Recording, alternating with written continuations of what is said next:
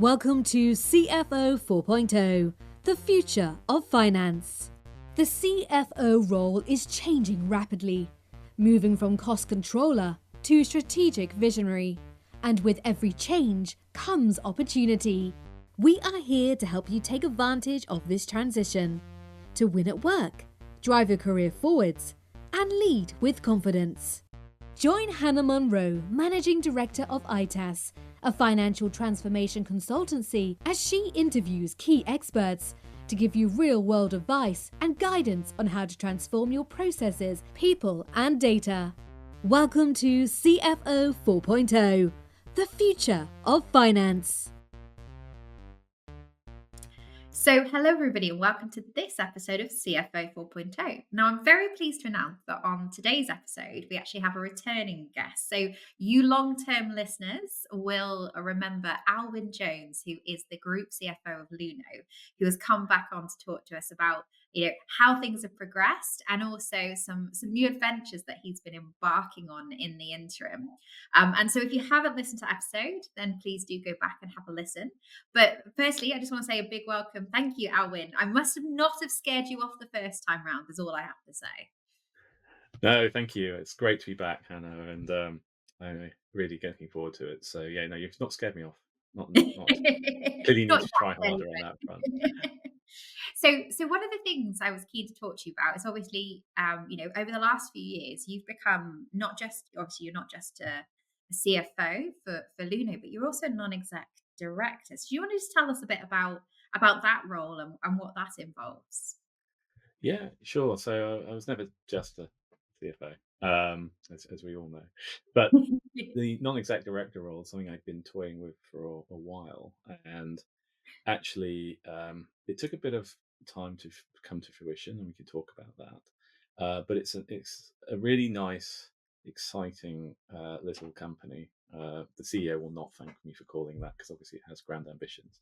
But it's a company called SteadyPay, and they're FCA regulated, and their product is sort of based around lending for the gig economy, but also those trying to build credit and access the financial system. So it provides a series of tools that help you manage your money, as well as lending facilities and a credit engine. So it's a really interesting space that's working towards embedding finance as a service in lots of different aspects of it. So it's really quite cutting edge in how consumer finance is working, and it's been a lot of fun. So I'm 2 years in.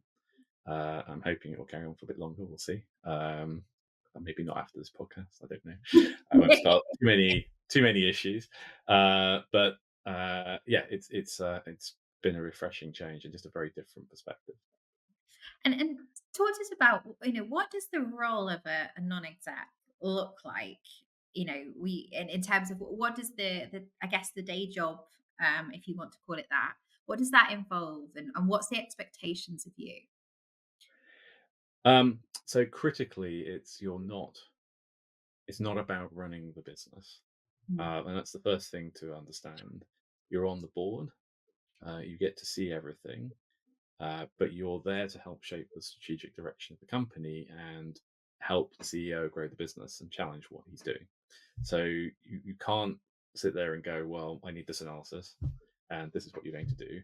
And all the things you would do in your day job, your job is actually to be taking that step back.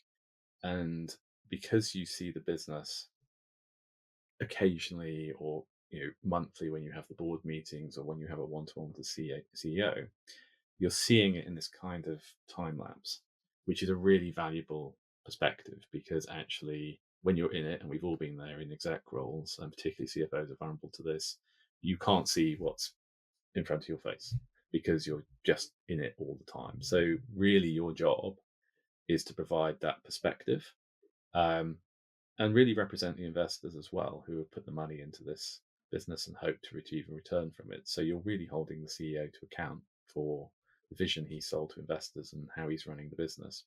So it is very different. It can be a bit more sporadic, and it's very difficult to learn where the boundaries are sometimes, I think, for lots of people. Because you want to get on and do, and if you see things that need fixing, you want to fix them. And that's not your job. Your job is just to question how well the plan is going and how they're approaching their issues, and are they moving quickly enough and in the right direction. And what made you decide to look at this? Is this always been a long-term ambition, or is it something where the opportunity came up and you just decided to jump on it and go for it? It was a planned move, so I always viewed this as something that would help broaden out my perspective. So obviously, I've been involved on boards in all of my CFO roles, um, and it's definitely an area I want to progress into. And maybe in semi-retirement, in my dotage, I'll acquire a plural, sort of portfolio and work my way around that way and still try and be useful. Hopefully not till many years hence, but it's important to start early, I think, because it helps with the feedback to the day job. So Mm. what I learned from being a non-exec, I can bring back to my day job and vice versa. Um, but it's also a different skill set and a different set of perspectives that you need to develop, and that takes time. So starting with one and moving on gradually over time is clearly part of it. And then the other aspect is it can take quite some time, particularly if you're, and you should be, being a bit picky about which one you go for. So the advice I got from lots of non-execs I spoke to was your first non-exec role kind of defines the type of roles that you do, right? And for me, it really came down to a choice of two types of things. So one was lots of bank or financial institutions roles. Given my background at Monzo and Barclays and my regulatory experience, that was a natural fit. The other was fintech, which, given Monzo and Luno, was also a natural fit. And there's pluses and minuses to both of those. Banks tend to pay cash, fintech tend to pay shares. Which do you want? That's a different question. The maturity of the board you're joining, a bank or a building society will have lots of non-exec directors, people who are very experienced. That's great. You can learn from them, but your impact may be a bit smaller. Fintech, very small boards. So in my case, it's 4 people, the CEO, 2 investors, and me. So I'm the only independent exec. And that changes the dynamic. So it's really about what you want to get from it and what kind of portfolio you want to build. And I think it is worth taking the time. So I was probably in the market or looking for a couple of years before I found the sort of right fit. And that's where that opportunity came along. And as you say, I kind of jumped on it. But it did take some thought, and it's not something you do overnight. And if you're going to dive into it, you can probably do one. Mm. And so picking the right one and what experience you're going to get from it and what you can add to the company is really, really important to understand. And was there anything that surprised you once you went into the role? Was there anything that was a bit of a, oh, I didn't expect this? Whether that's in terms of the role, the expectations of you, was there any surprises? I think the first surprise makes that sound like there were many. There were a few, but not that many. I think the first surprise was it was new for me, but it was also new for them. Mm. So I remember emailing John quite early on after we'd shaken hands, we'd agreed everything. I said, "Great, can you give me the board dates for next year?" He went, "We probably ought to have some, shouldn't we?" And set off his head of finance, going, "Can we put some board dates in?" Yeah. Because it had just been meeting when they needed to and on an ad hoc basis. And so putting some of that rigor together, what is the financial reporting that the board sees? How do we talk about the key metrics? That transition from, well, we're going to throw up the management accounts that we use to run the business, and that's what we're going to talk to the board about. But actually, boards want to see different things, and that might be aligned with their concerns and how they're thinking about the problem of how do we grow this business. And that may not be actually what you want to be showing them. So all of that was a little bit of strip back to complete basics and let's start from scratch here. Yeah. I think the second surprise was where I spent a lot of my first year was really getting alignment with the investor directors Mm. and the CEO on where we wanted to take the business and what needed to happen for the next funding round. So it was very Unclear because no one has actually sat down and said, this is what we need to achieve. Right. And so you'd have a board meeting and it would be, we need to focus on this particular area of the business. And then the next board meeting would be something completely different. And all the time, the business is burning money at a very sedate rate. That's not to say no one was managing the process. I think they actually manage it quite tightly. But what was really going to make the difference and what was most important for the next round of funding coming through? And that Mm. turned out to be path to profitability. So getting everyone aligned on that, and this was the objective, and what would need to happen in order to make that more likely than not, which included some tough people decisions. I spent most of my first year getting everyone to agreement to that space. And we've now done most of that, and the business is pretty close to profitable. I think it should be this month, or at least at the point where it's a choice. Um, and that's great because it means it is now a master of its own destiny. Yeah. And it's really about how do you grow the business or maximize the value from um, you know, whatever options are on the table at that point. But you can pick and choose rather than we need money by this date or this business isn't going to exist. And that's a much healthier place for everyone, but particularly the CEO to be. Yeah, and there's been a lot of that, I think, within all tech, not just fintech, over the last year or two with It's some been of a the change. difficult time. For a lot of, so that, yeah, how do you eke out that cash runway and push it further?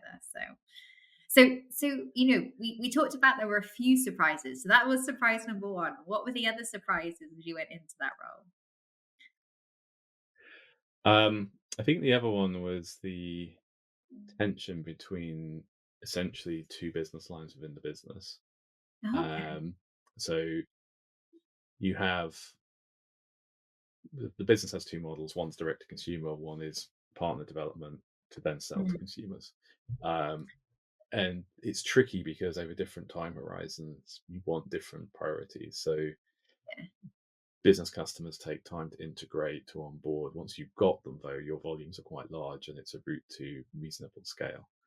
Um, direct to consumer, you can just build with marketing. I say just, it's an art, right? There's a lot of work that needs to go into that. Uh, and probably you want to then get both of these feeding off each other so that actually the business then grows in a virtuous cycle.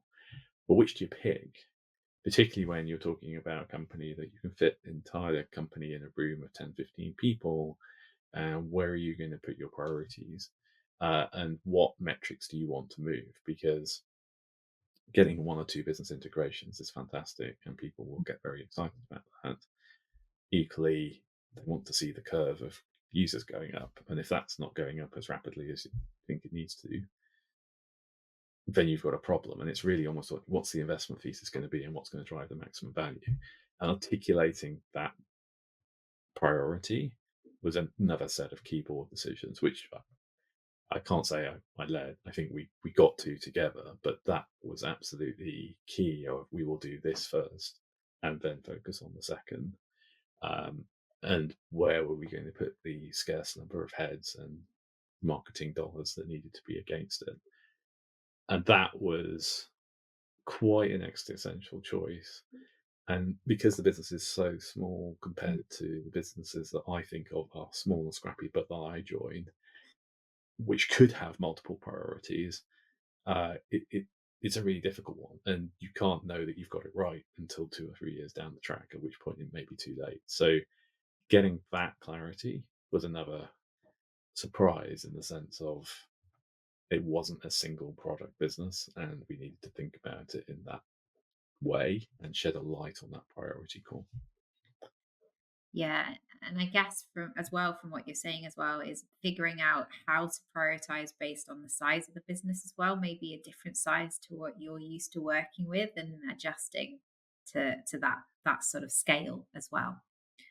And more limited information, right? Because they don't Yeah. have 15 people in finance churning out reports and commercial analysis, right?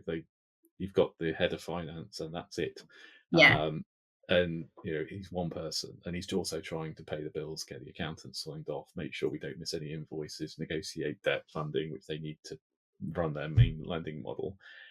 So the time he's spending on strategic analysis or board papers is tiny, as Yeah. it should be. So again, you don't have a plethora of information to say, right, let's really dive into the unit economics of each of these. You have to make sure you're actually cutting your cloth and saying, this is what we need. And, how much of your experience as a CFO was a real strength, and how much of it led you down a bit of a garden path sometimes and wanted to get into the detail? um, so I think the first issue is you get given the papers, and then you go, but this isn't what we need, and I would do this, and then you're sitting there with um, the leadership team of the business, and they're going, "We Mm, know we'd like to do that, but we don't have it." And we can either get the debt tapes over to the lender and get our funding facility, which is integral to it, or we can do pretty charts for you, and that's not going to be their priority pool, nor should it be. Um, and then the second bit of that is, okay, my experience is very relevant. So, funny enough, because of the crypto cycles, Luno's also been going through a bit of a turnaround. And how do we take that business to profitability? yeah. Challenge on a far different scale, right? So a burn of millions of dollars per month versus thousands Mm, is a different category of problem, but the actual levers are pretty much the same. yeah. But again, this executive versus non-executive, so you can suggest that maybe heads aren't in the right place, or that we might need to make some action. But firstly, you're very focused on management level, so not down the organization. So in my own company, I'm sitting there going, okay, how many teams do we need? How many engineers? What do we Mm, think is the absolute minimum to run the business? Here it's, let's pick a role. Is the head of marketing delivering the strategy that you need? Or how solid is your tech platform? Or how efficiently? It's that kind of more strategic level question. So your CFO hat answer might be, right, I want to get into and justify every single body that's in here and understand what they're doing, and right, what value are they adding, everything else. And you shouldn't be doing that. Your job is to sit there with the CEO and say, right, are you happy with how this area of the business is working? And if not, what changes are you going to make? And what changes can you afford to make? yeah. Because I'm sure most startup CEOs, and I know my CEOs have sat there and gone, I'd like to upgrade that team, that team, that team. Can't do it all right now. Don't have the money, don't have the bandwidth. So what's the most critical thing for me to do? Mm, Um, and actually, that's fine as long as you get the most critical piece. Um, you just then solve the next problem and the next problem. One of the hardest things, I think, is actually putting into words what it means to work with myself and the team here at ITAS. Because not only are we a financial transformation consultancy, but we do it using Sage technology. So rather than me tell you how awesome we are, let me introduce one of our customers. I'd recommend ITAS as a Sage partner, not only because of their knowledge that they have on the product itself, intact, but also their friendly and professional approach to the whole project. They've been incredibly flexible throughout the process, but also challenging us as a customer to really think about what it is that we're after, and ensuring that intact was actually the correct solution for us to meet our needs, which was really refreshing, rather than feeling we're just being sold a product that they offer. We've got on really well with the whole team. They've been hugely approachable, helpful throughout the whole process, really putting it as at ease if anything we kind of felt we were struggling with or difficult. It really helped us to understand some of the complexities with the new system that's different to other finance systems, things that we've just never come across before, like the new dimensions, and understanding how that actually works. And on the flip side, what has being an NED changed about how you operate as a CFO?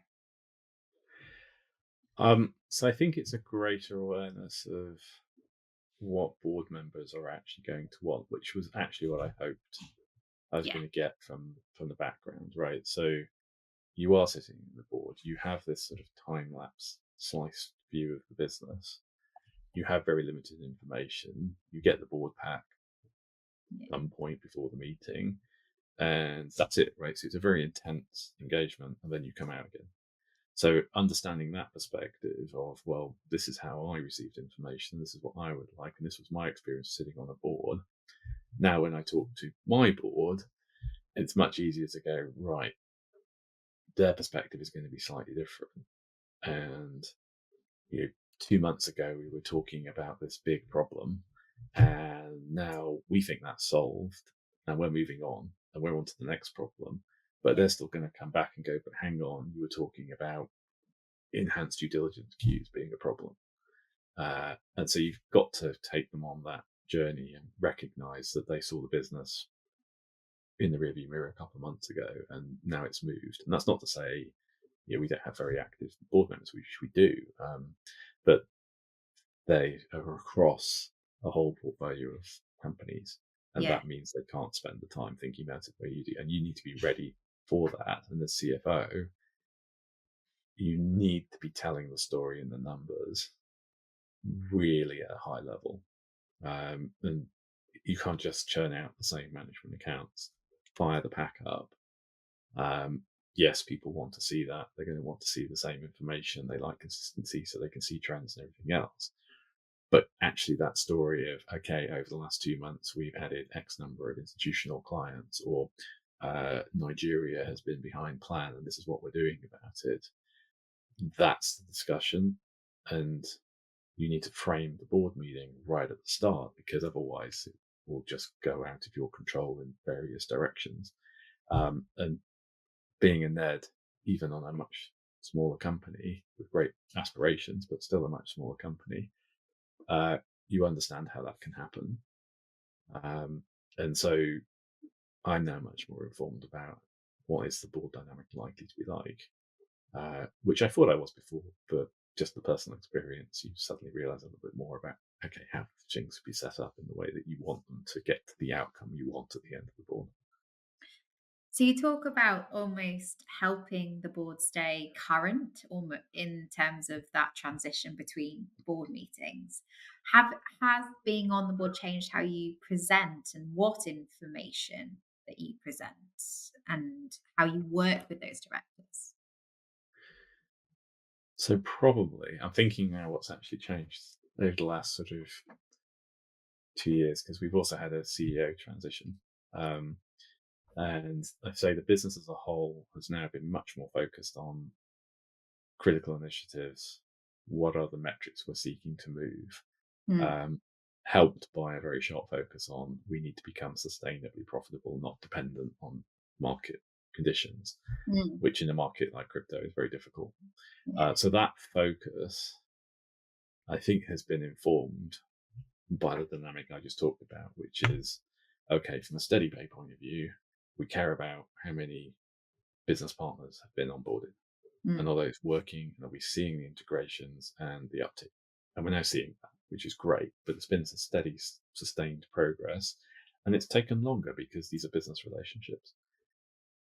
Less so about the direct-to-consumer business, which is obviously taking second priority, but are we seeing the right sort of tick up? So it's come back to, right, the critical thing strategically to tell the story, to raise money for the next round, is going to be the following.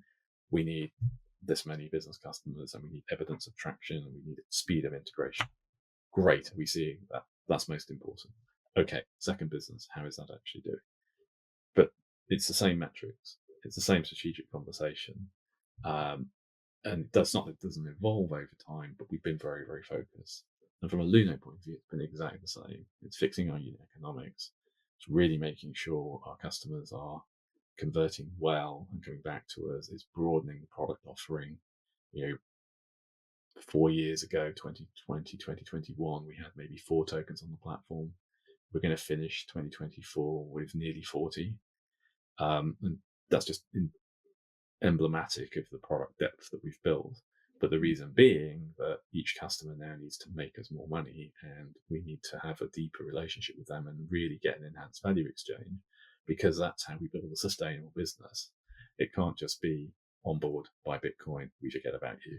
No, it's on board, explore this new ecosystem and expose you to as much of it as possible, and then curate the relationship over multiple transactions, multiple times, and extend. And that's been a very conscious strategy, but it's taken 18 months to pull off, and relentless focus on metrics at a management level that we then reflect at the board level. And that discipline has really paid off. And what about board dynamics? Has being a NED, has it actually changed your viewpoint on board dynamics within, or have you got a very different board dynamic in your, in the one with StreamPay versus in Luno? So dynamic in steady pay is different, but Yeah. also similar. So in steady pay, it's different because it's a very small board, and it's largely investors, and I'm the only independent. For Luno, our board is mainly execs and our sole investor, which is Digital Currency Group. Yeah. We also have a plethora of board advisors and observers who also sit there. So that dynamic's very different. However, where it's similar is actually understanding where there are differences of opinion and lack of alignment. Yeah. So each director, whether they're exec or not, but particularly the non-execs, comes with their own perspective of what the right answer for the business is, or what they're going to choose to care about. And that might be related to their expertise. So they'll want to drill into risk management, or they'll want to drill into your strategy, or understand how this particular geography is dealing with it. And that's coming back to the hypothesis about how to drive value in the business. And so understanding the different starting points and assumptions of each of your directors, so you can understand where they're going to go with a particular piece of work or issue for discussion, is crucial. So although the dynamics are different, the personalities are very different, actually the starting point of Fred wants X and Ginger wants Y and Bill wants to talk about country B, and this other director or this observer has a particular bugbear about your audit reports or something, you've got to be prepared to handle that and curate the message. And part of your work with the CEO is like, what's the business we want to get through? Is it approval of the budget? Is it approval of the strategic direction? Is it advice on a particular issue? Is it giving comfort that we should be deploying capital into this particular aspect? So for Luno, that's huge. And we're talking about large scale amounts of money. For steady pay, it's smaller scale, but it's the same question of, do we focus on B2B or B2B2C? Which do we do? Is it direct to consumer or focusing on business relationships? Because we can't spend our time doing both, and we have to try and straddle both ones. And each director has a different view of that, and getting to consensus so that the business can move forward with an agreed plan is critical. And so the dynamics and the personalities are different, but that fundamental point of everyone comes to the room having read the papers independently, having thought about the problem, even when they work for the same company and have been sitting on the same board for a year, they can be very, very far apart. And you can't necessarily force them together, but you need to understand that and help your CEO navigate that, because the two of you kind of tag team if you're doing it right. And your job is to kind of manage the board to the right conclusion for the business. And that, a good chairman can help with that. But you also need to do the work. And actually, in both boards, we don't have a chairman. So in steady pay, that I guess that kind of makes me it, because I'm independent. But in Luno, it's not quite a free for all. But we definitely have to manage the agenda a bit more carefully as a result. And what I'm hearing there is actually just that awareness of not the agenda that people come in with, but almost the leanings and the personal biases that come from experience as to how they view the board papers. That's really fascinating, and how, as as somebody that is an NED, how do you make sure that you're not coming in with too much of a bias? Like, you're leaning on your experience, but you're not necessarily focusing on your view of what that business needs. It's a fair challenge, because I think that's definitely been something that's been a learning experience. So as much as you need to be aware of your different board member constituencies or hypotheses or approaches, it's not even the agenda for the business, right? It's Yeah. how they're viewing the problem. Of course, you bring that, right? You're human, you do the same thing. So everything from these don't look like a set of management accounts I produce. Well, of course not. You're not the CEO and CFO of this business. Why would you be expecting the same thing? And what I might find useful, you've got to guard against the really getting into the economics of this business. And I like that. And I'm really excited to understand it. And it's not the most important thing, right? And so being aware of that tendency and taking the time to occasionally ask oneself, okay, what would the CEO of this business like me to be doing? And what do they need? And that those two are not necessarily the same. Because sometimes what you need is not what you want. But what's the most helpful thing I could be doing? And is it drilling into the management accounts and getting them in shape? Or is it saying, John, you need to think about your senior leadership team? Because what I'm hearing is you completely complaining about this area all the time. So what are you doing to fix that? And is he focusing on the things that create most sort of drain of energy and resources for the business? That's very different than what I might particularly want to see. And so it's a good discipline to make you put that alternative hat on and go, right, what advice would I like to be receiving? What advice do I need to be receiving if I'm sat in that seat? Okay, how do we move from there? So it's a good humility check as well, because you don't know everything about the business. You can't know everything about it because you're not in it 24/7. But that reminder to control the ego a little bit and be a bit less definitive in, well, this is good enough or this isn't, and this is what I need. Because the business doesn't have time to run around after you all the time, right? And so far better focus on making sure they're getting the big calls right, and pick up the pieces on the rest of it later. But that's also true of my day job. If I'm focusing on software costs or I'm renegotiating my Sage contract, is that really going to matter? No. I should do it, but it's not going to matter. Whereas getting the call of, should we launch another 10 tokens or should we enter market X? That's going to make a huge difference. So we've got to get those right. And it's the same and you see it on a smaller stage, but it's almost like it's simpler and makes it easier to then take that learning back and back to this point of your day job informs your NED role and your NED role informs your day job. And hopefully you get this virtuous circle. And that actually helps square it with your CEO, because you've come with the pitch of, I want to spend a day a month looking after this other company that you're not paying me for. They need to be convinced that's a good idea too. And I've had both my CEOs have been very supportive of that, but I think they've seen the benefits as well. It's definitely something in the broader exec team we've talked about. Should we be collectively doing more of this? Because we've gone through a few ups and downs as Luno and 10 years of history and built a company. That perspective is valuable to some people further along or less far along on their journey, but also we need to be picking up experiences from people who are further along. So I used to sit and talk with investors at Monzo, some of whom included actual businesses that weren't VC houses, and sitting there with the CFO of that business going, oh yeah, we had that problem about 18 months ago. This is what we did. And either it worked or it didn't work, but then I could steal that experience and take it back to my day job. So you kind of need the breadth of both, almost like someone better than you, someone earlier than you, not worse, earlier, and then peers. Can you bring those perspectives to the executive table? Because actually that then just means you've got more tools at your disposal to solve the problems you're looking at.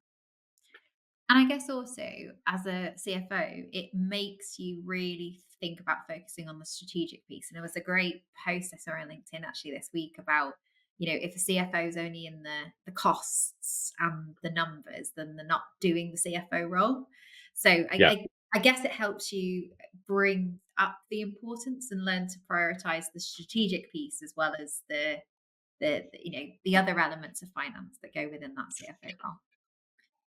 Yes, I think as I talked about last time, right, one of the great joys of sitting in the finance chair is it's an enterprise-wide view, because Yeah. everything shows up in the numbers, right? And Yeah.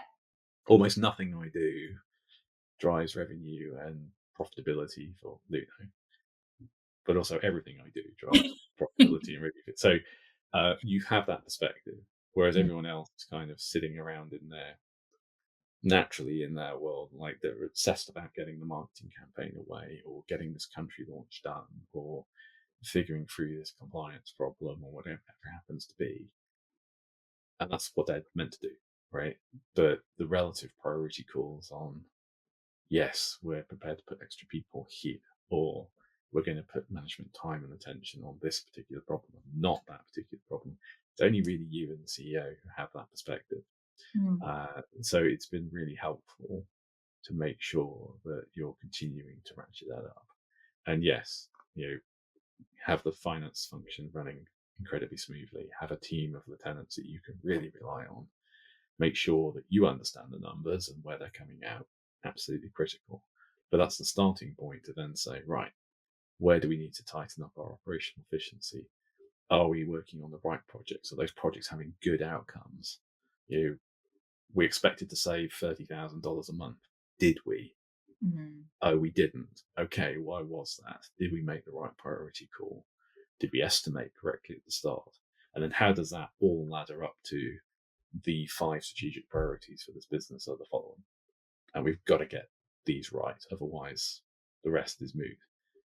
Getting that list short, correct, with metrics that you can judge success or failure against, that's the game. And if you get that right, then you're absolutely going to have much more of an impact on the business, but you're going to have a much stronger CEO and board relationship than if you're just seen as, here's the numbers and here's the scorecard. We don't know what to do about it. And I guess, having done that NED role, like, what would be your advice for anyone thinking about making a step in that direction? One, I'm guessing you'd say do it because it sounds like you've gained a lot from it. But, was there anything that you wish you'd known before going into it, or that somebody had told you to think about prior? So yes, I would do it. The piece of advice I mentioned that was think very carefully about the type of company and which angle you want to pursue, both because it informs future, but also you're going to spend some time doing this, right? So it really helps that I like the CEO and think he's got real potential in the business, right? Because you're going to be sitting at lunch with him for quite a long period of time and chewing over the business, and you've got to be interested in it. So don't just do it for the fact that, okay, I can put it in LinkedIn and say that's on my CV. You've got to like the business. I think the piece of advice I wish I'd been given would have been just understand the board dynamics a little better before you come in. Not that I think I particularly did anything wrong. It would have just been easier to do what I had to do and add value to the business if I'd understood that a little bit more. But you don't necessarily get to meet all of them, and you don't necessarily understand it even if you do. So some of that, I think, probably is a process of exploring and finding out. But I think the more you can invest in understanding who your peers are going to be, both in terms of are you going to learn from them, but also, again, you're going to sit in a meeting room every month with them. You need to be able to understand where they're coming from and at least get on with them, because otherwise the business is not going to benefit from the collective talents, which is the whole point of having a board in the first place, right? We all bring different perspectives, we all bring different skill sets, and hopefully the amalgam of all of those makes the business stronger. So really investing in that up front, I think really, really critical. But certainly if you get the right company with the right vibe, the right view of what you're bringing to it and what it's bringing to you, and that you can feel credible sitting in front of your day job CEO saying, I think this will make me a better exec, absolutely go do it, because it just brings so much perspective and helps you get better at your day job. and hopefully do a bit of good and make a smaller business a more successful business.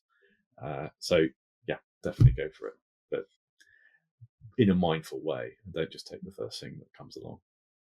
And talking of finding the right role, have you got any advice for where people should look?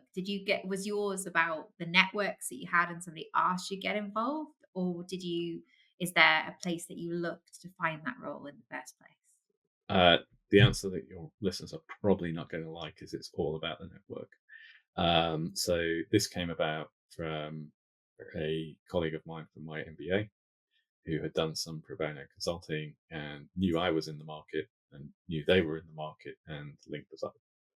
So that personal recommendation obviously meant that John was prepared to meet me, and actually we had a positively primed relationship to start with.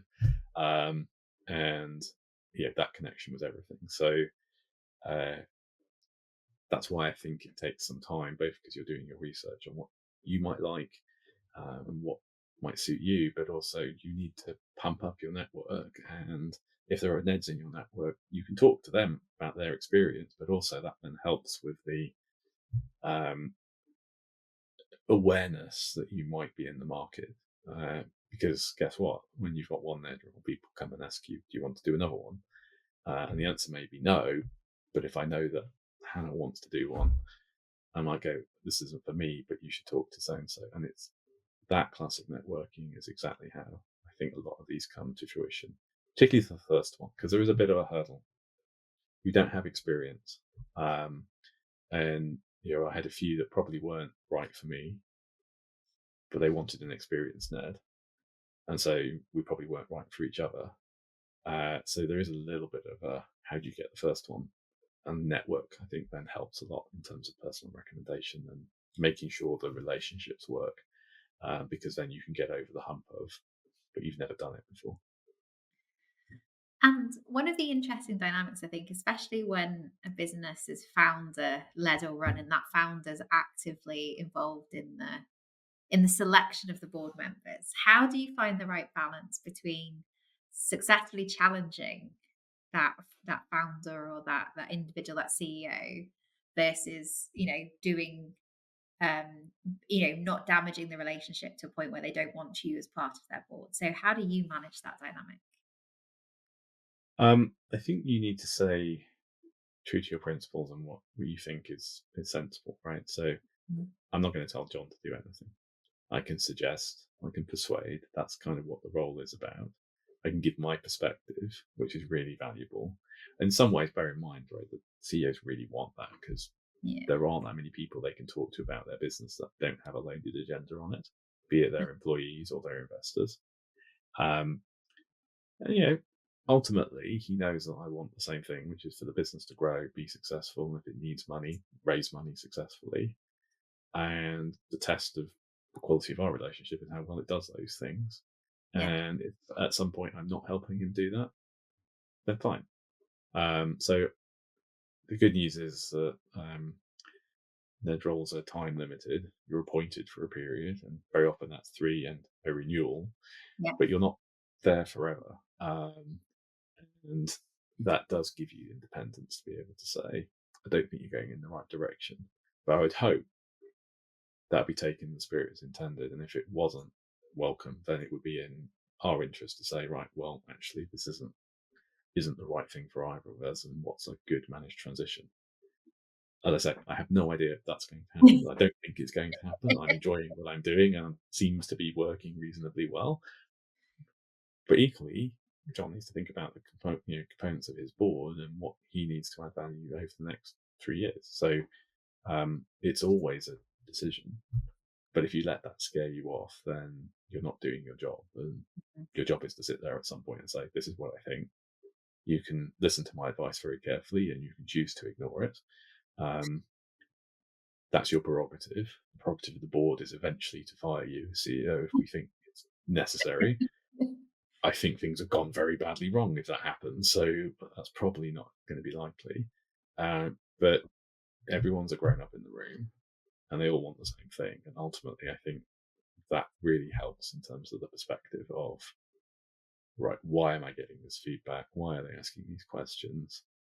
what are they most concerned about, and have I got my priorities tuned in the right way as the CEO?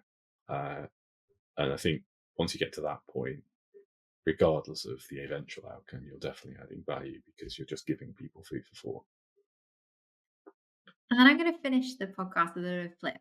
So, based on your experience of being an ed, what advice would you give to a new CFO or an existing CFO about how to work better with their non-execs? So I think it emphasizes the importance of doubling down on building board relationships. So I've always insisted on being an exec director on the boards I'm on.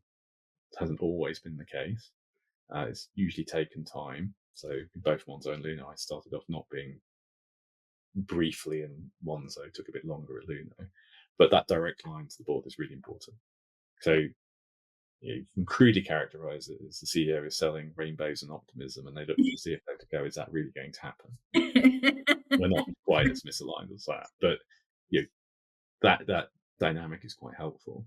But then also building that relationship where they know that you're giving them an honest view of the business that isn't filtered by whatever the CEO thinks.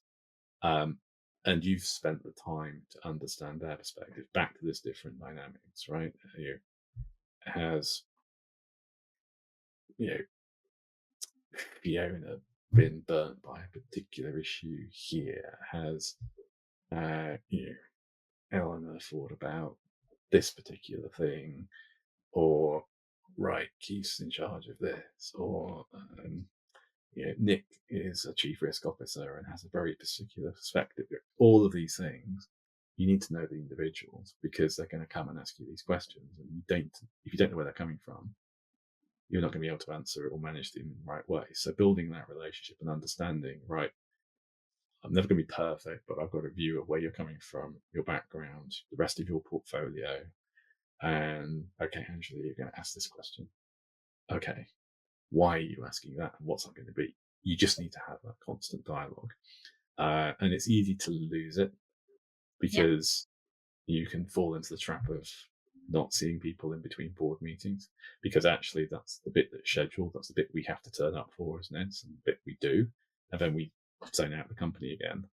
So actually taking time between board meetings to understand board agenda, really, really important. And it's a continuous process. It's not a just join, have a few meetings, you're done, now you understand. Because their thinking evolves, right? And as your understanding of business evolves, so having an ability to have a conversation and going, well, what do you think is really important for Luno or Steady Pay or Monzo in the next year and a half? What should we be focusing on? Understanding that on a one-on-one basis just ups your game across the whole piece. Amazing. Wow, I'm gutted to say, Alwyn, we're running out of time rapidly. So thank you so much for sharing, sharing your experience. I think it's been really quite fascinating, I think, to speak to somebody that's been on both sides and to see that transition and how it's impacted. So thank you so much for sharing your story. And if anyone wants to learn more about yourself, about Steady Pay, about Luno, where's the best place to sort of understand more? So both companies are obviously online. I should be able to rattle off the websites. Luno.com is easy, but I think it's steadypay.co.uk. It's going to kill me for that one. We'll look it up and put it in the link. And of course, I'm on LinkedIn, so you can find me there, and that will have links to all relevant company sites as well. Amazing. Well, thank you so much, Alwyn, and thank you for coming on and giving us this insight a few years after our previous conversation. So it's really great to see how things have developed with you, and looking forward to catching up in another few as well.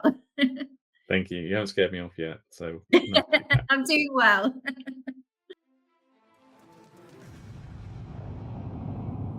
Now, for the £1 million question. What is the best finance software for your business?